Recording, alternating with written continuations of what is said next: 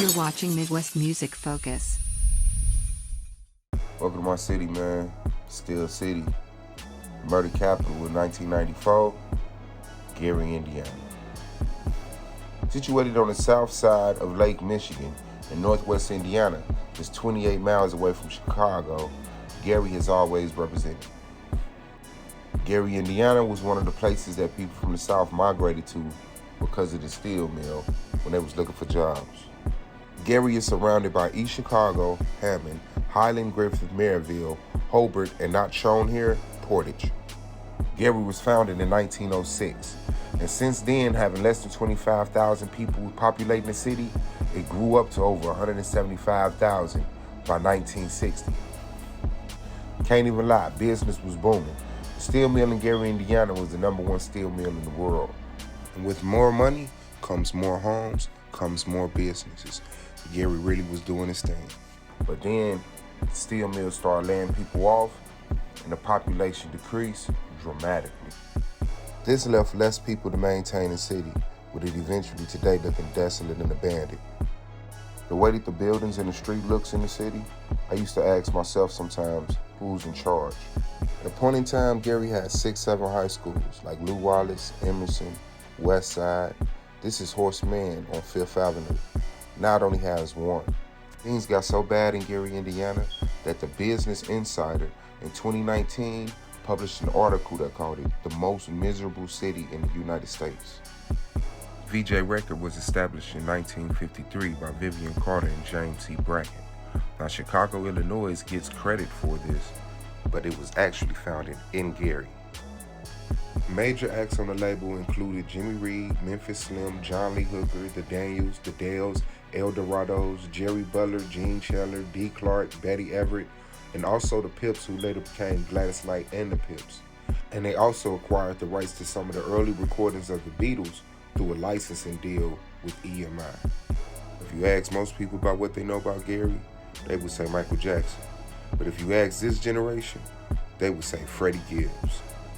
Now, Freddie Gibbs got signed to Interscope in 2006. Nothing really came of it, but he did get signed to Young Jeezy years later under CTE World and released a number of mixtapes through the label, including Babyface Killer. Now, in 2013, he left CTE and formed his own label, ESGN, or Eastside Gary Label. And since the forming of this label, people have been looking to see if Freddie Gibbs will shine light on the Gary rap scene. Now, this video is going to focus on one artist in particular, Hit Skrewface. Hit Skrewface started in a group called the MCGs, or Murder Capital Gangsters, whose earliest works consist of 53 Chambers of Danger, which is in reference to the 53 blocks, or avenues, that makes Gary, and also Last Days, which is marked with the ESGN logo. Now, Hit Skrewface and Freddie Gibbs had a lot invested in each other. If one blew, it would only make sense that the other wouldn't be too far behind. Yeah, that was just the intro. Yeah. Now I'd like to introduce you to some of my niggas. Some of my real niggas.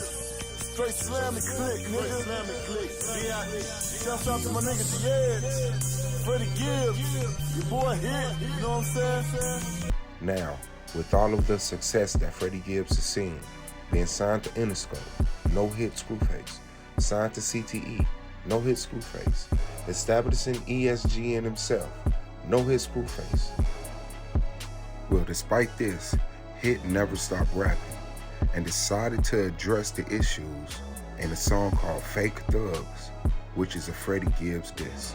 Everybody in the G already knew you was a hoe. Now it's time for the world to know. Bitch, you getting exposed. The Steel City stick-up kid ain't never stuck up shit except a finger. There was no known contact between Freddie Gibbs and the local rap scene in Gary. Until. Y'all know who the kings of this bitch, man. Freddie Gibbs, Figaro, my dog. Y'all better shut the fuck up, Charlotte. Oh,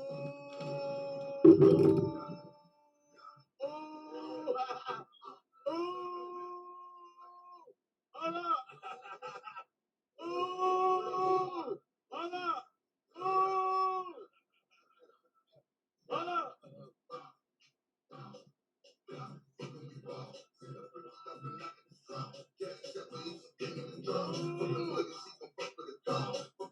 I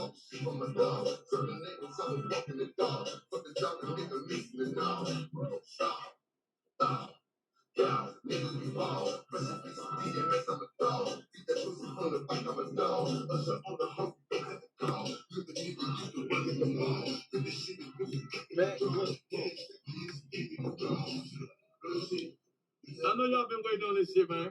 Yeah. Mud Dog, Freddie Gibbs, Figaro. Another notable rapper from Gary goes live on his Facebook from a hotel room with the engineer from No Tainment, Figaro, and Freddie Gibbs himself. At this point, I can only wrap my mind around the fact that the city is conflicted. After all this time feeling like Freddie Gibbs was saying fuck us, he finally reached out. Is it true? Is Freddie finna open the doors? Seeing Mud Dog in the hotel room with Freddie in Florida, the city went crazy. A lot of people was excited. A lot of artists was waiting to see exactly what would come up out of this. But that was short-lived. Because that night, Freddie would get into an altercation with Jim Jones, a New York rapper. Knowing that Mud Dog was in Florida with Freddie Gibbs, who at this time was reported to have gotten into a fight with Jim Jones, people was worried, was Mud Dog all right? Some people even went on to just say that he was with Freddie Gibbs and he deserved to get whooped for being with Freddie Gibbs. In a Facebook post made by Mud Dog the day after that I have the recording of, but out of respect for the situation and certain things said I won't post, Mud Dog let everybody know that he was okay and that he wasn't even with Freddie Gibbs. He was back at the hotel by the time Freddie Gibbs went out to eat. But was expressing his concern for people hating and attacking Freddie Gibbs and Mud Dog and trying to make it a street thing. Mud Dog goes on to say in this recording that he respects the hit beef with Freddie Gibbs, but everybody else needs to shut the fuck up and leave shit alone that they don't know about. Freddie Gibbs and Mud Dog has not been seen communicating since this altercation. Now, hit Skrewface and Mud Dog has a history of respect for each other. Now, this is just one of many beefs, as Freddie Gibbs is no stranger to altercations in hip-hop. Rumors, bitch. I never knew you on my bit before I let you in. You ran and put my name on records. We ain't close friends. I hoped you win. I was genuine for all sakes. This sort of signs you in the tub rapping all snakes. Another local rapper named Will Skrilla out of Hammond, Indiana, has also expressed issues with Freddie Gibbs in his song called Pen and Pad. Young Thug of YSL made a post quoting one of his artists, Gunna, quotes from his songs dissing Freddie Gibbs. High above the rim, I don't fuck with Freddie Gibbs. Niggas telling fibs. Risk your life getting next to me, you know your chances slim, fool. Now, from a Breakfast Club interview that Gunna did, things was unclear where it started at. Came out of blue. I was rapping, and his name came up, and I had to let him know before it came out, cause I ain't really on no sucker time. Like, I'm really like trying to address everything in every situation before anything, you know what I'm saying, happen. So you just already know, like, I knew where he stood at before anything. Off top, he a man. He gonna let you know, like, I got a problem with you, or if I don't got no problem with you. That's what it was like. You said what you said, and I said what I said. It said what it said, you know what I'm saying? That's all it was with me and him on. Where did it start from, though? Yeah, well, explain to me why they even be on your head so much about that whole thing, because everybody tried to make it seem like you was doing, like you was talking to authorities. I didn't take it like that. You know, they don't. But many remember a tweet from Freddie Gibbs saying, if you was on Crime Stoppers TV, you a snitch. Ain't no way around it. That's why it's come back to that street word, snitch. No one's want to be labeled as a snitch. I don't want to tell on him because somebody might try to come kill me or someone in my family. Kitchen says Benton first lied to police because he didn't want to rat out another member, Clarence Carter. Everybody, know, the streets know, and so everybody looking at it like it was wrong because this man would let my family member, you know what I'm saying, go down for something he did. Right. Kitchens claims Benton and Carter were both wearing red the night Jasmine Lynn was shot. It was just a coincidence of how it was put out. Like, they actually had on the same exact color. Okay. He just had on the hood, and Devo didn't. He had on a regular shirt. Kitchens believes that mistaken identity played a big role in this case. And he knows one thing for sure, that his cousin is innocent. And it's not right because you think you have one in jail for the crime, but it's not the right guy. And then there's the mysterious beef between Freddie Gibbs and Benny the Butcher from Griselda. We really don't know where this comes from, but we all know where it led to. It said working with Freddie Gibbs came and went. I know some other shit that came and went too. Just keep my name out y'all mouth, man, when y'all talking to people who are doing interviews. Just say next question, man. I don't want to talk about that, man. Just say next motherfucking question. For real. I'm about to say this rap and just start talking shit about like Joe Budden.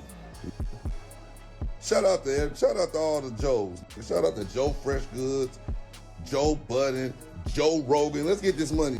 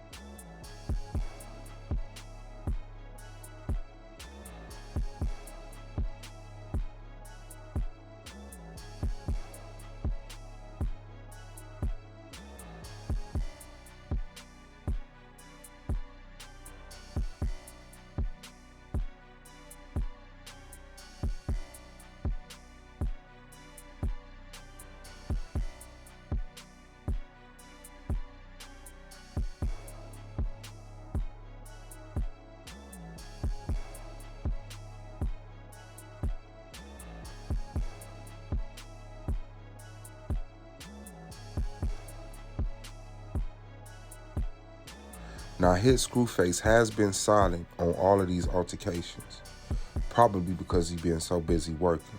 The man has almost 25 albums. I couldn't even find them all. And staying consistent with working with his son has even gotten his son into the business, who is now working closely with Sada Baby. So it looks like the Skrewface family may finally get the recognition that they worked for. So with entities like Hip Hop Weekly crowning hit Skrewface King of the G, it seems like he's worked past the point of not being able to get assistance from Freddie Gibbs and solidified himself once again on his own. So what will be the future of Indiana rap?